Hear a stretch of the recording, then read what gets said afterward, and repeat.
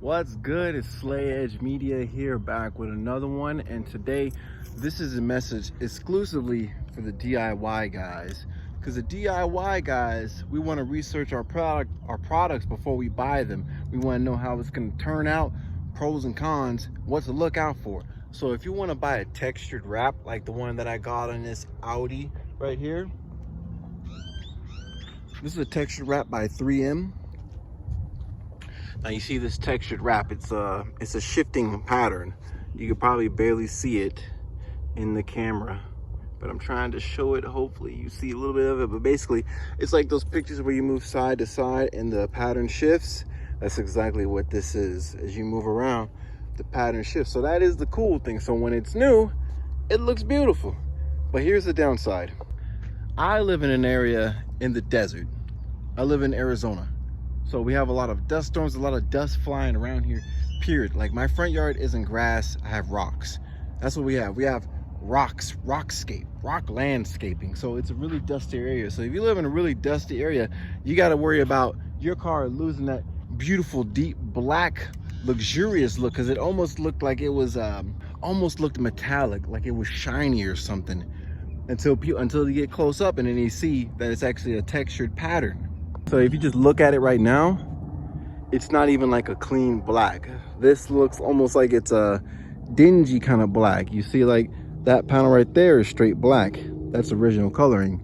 And the front, I painted that black so you can tell what a fresher black looks like. Even the carbon fiber on the hood that I used is actually a little bit darker than this. This is a black color, but because so much dust gets collected into the texture of it, you see the grains that go certain directions, like the dirt gets held up in there. You see like little spots like that. So it makes it dang near impossible, unless you come to this thing with like a toothbrush and really scrub it. It makes it really hard to keep this thing clean. It's damn near impossible. So if you're gonna have a textured wrap, if you don't want it to be like this one, all dusty, dingy after years of having it, keep it inside your garage and clean it regularly. That's what I didn't do, because I kept this outside so the classic that I'm working on can stay in the garage.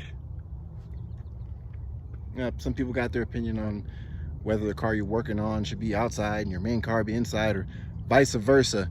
Either way it goes, for keeping this wrap nice and neat, perfect and beautiful in its condition that it came in, black, actual black, and not having the texture gather up a lot of the particulates that float around in the air, keep it clean, clean it regularly, and keep it in the garage or covered or something. Wrap it, you know, one of those little covers that people put for their car when it's outside. Hopefully these tips are useful for you when it comes to textured wrap material, and even just regular wrap material in general, because it is a vinyl and it's delicate technically, and it can technically rip, tear, and rip off. You know, it can come back off, it can get dingy, it can lose its beautifulness, because wraps, remember, wraps are an accessory that add a level of, what's the word, je ne sais quoi?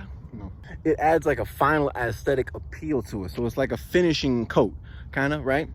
So you want to protect the finished coat as good as possible. So if you do those kind of tips, clean it, keep it covered, or keep it in the garage, it's gonna give you the best chance of your wrap lasting as long as possible. Like and subscribe. Catch you on the next one. Peace.